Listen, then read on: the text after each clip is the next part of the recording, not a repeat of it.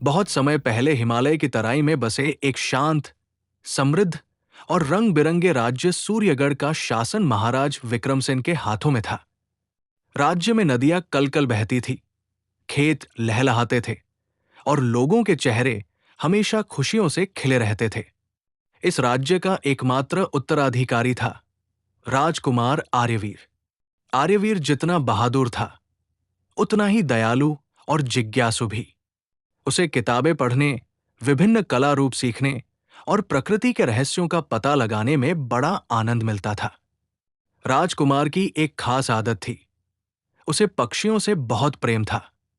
वो अक्सर जंगल में जाकर घंटों पक्षियों की चहचहाट सुनता और उन्हें देखकर प्रसन्न होता। इसी जंगल में एक अद्भुत चतुर तोता रहता था। उसका नाम किसी को नहीं पता था, क्योंकि वो बहुत कम किसी के सामने बोलता था। लेकिन जंगल के जानवर उसे चतुरिका कहते थे। उसकी चतुराई का कोई मुकाबला नहीं था। वह न केवल मानव भाषा को समझ लेता था, बल्कि कई बार जटिल समस्याओं को भी तुरंत हल कर लेता था। कहानी की शुरुआत एक ऐसे दिन से होती है जब राजकुमार की जिंदगी हमेशा के लिए बदल जाती है। एक दिन राजकुमार अपने सैनिकों से दूर निकलकर अकेले जंगल में घूम रहे थे।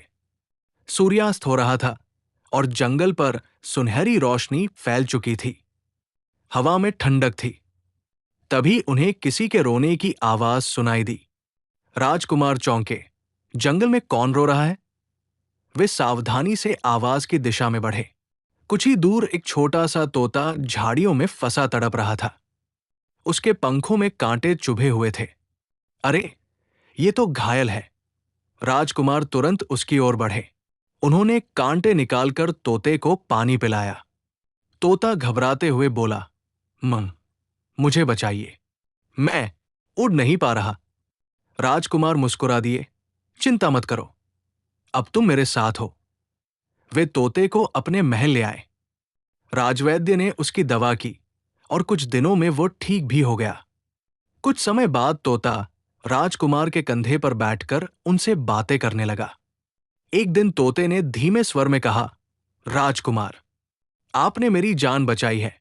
मैं आपका एहसान कभी नहीं भूलूंगा। आप मुझे अपना मित्र मान ले। कुछ महीनों बाद सूर्यगढ़ में एक बड़ी समस्या आ खड़ी हुई। पड़ोसी राज्य तम्रगढ़ का राजा ईर्ष्यालु था और सूर्यगढ़ की लोकप्रियता से परेशान रहता था। उसने महाराज विक्रमसेन की बुद्धिमत्ता की परीक्षा लेने के नाम पर फसाद खड़ा कर दिया। उसने 3 बेहद कठिन प्रश्न भेजे। ऐसी चीज लेकर आओ जो महंगी भी हो और सस्ती भी, लेकिन उसका मूल्य तय ना किया जा सके।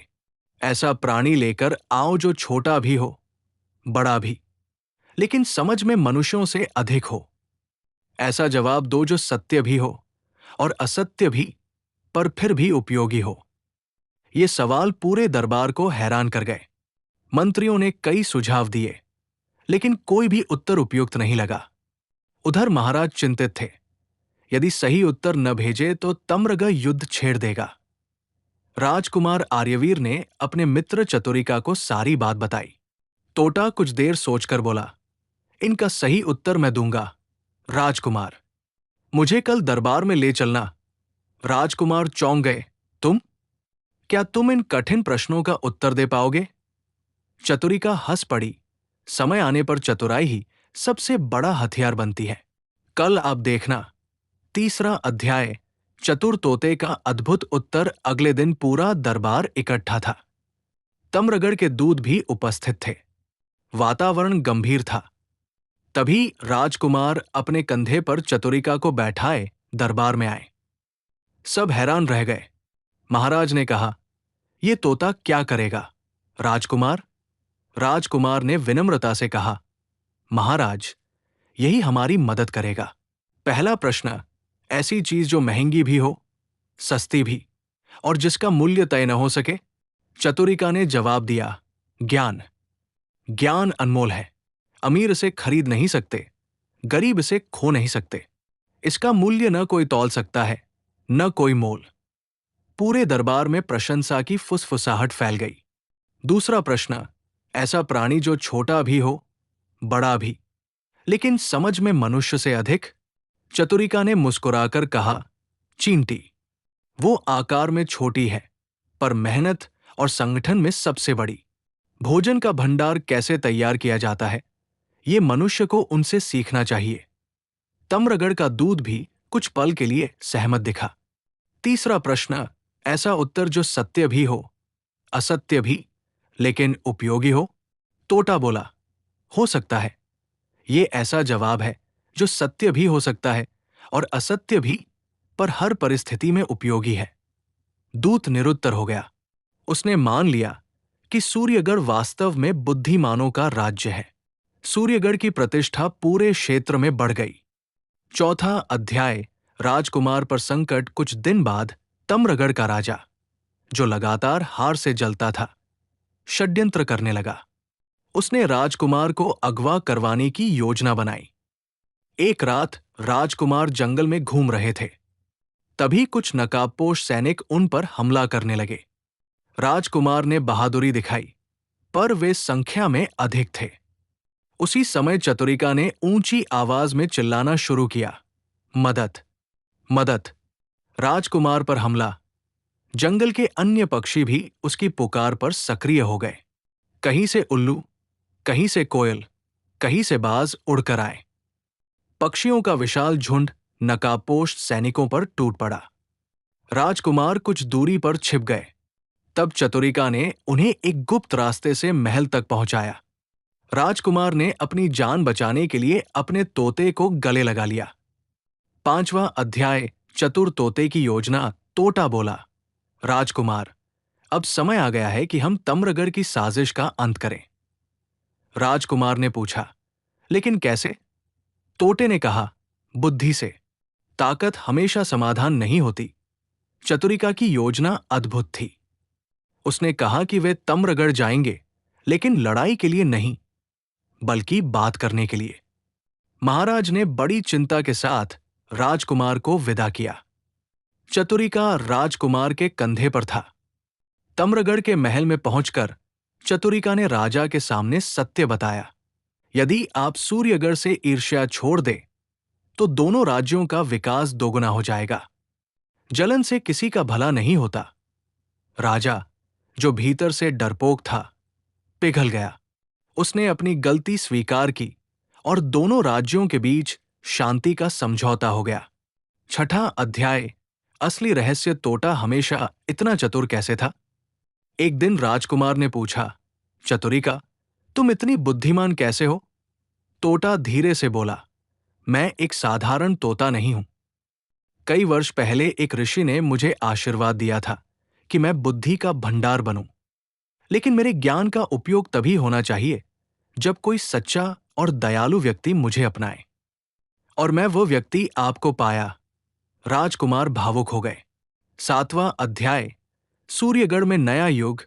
अब सूर्यगढ़ में चतुरिका की मिसाल दी जाती थी। बच्चे उसका नाम सुनकर उत्साहित होते, मंत्री उसकी सलाह लेते और राजकुमार उसे अपना गुरु मानते।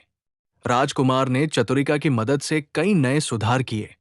कृषि के लिए नहरों का निर्माण, पक्षियों और जानवरों के लिए सुरक्षित जंगल क्षेत्र, विद्या के लिए गुरुकुल की स्थापना, गरीबों के लिए भोजन योजना। राज्य तेजी से प्रगति करने लगा। चतुरिका राजकुमार से कहता, एक राजा का मूल्य उसकी ताकत से नहीं, बल्कि उसकी करुणा और बुद्धि से तय होता है। राजकुमार इन बातों को अपने जीवन का मंत्र बना चुके थे।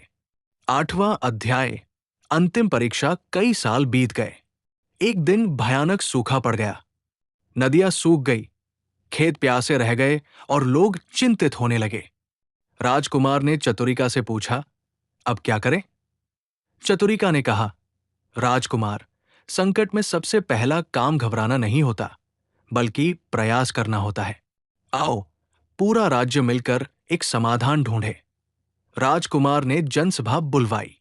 चतुरिका ने सुझाव दिया, बरसात के पानी को इकट्ठा करने वाले तालाब बनाना, सूखे में उगने वाले अनाज बोना, जंगल में नए पेड़ लगाना, अन्य राज्यों से पानी की सहायता लेना। पूरे राज्य ने मिलकर मेहनत की। कुछ ही महीनों में हालात सुधरने लगे। बहुत जल्दी बादल भी बरस पड़े।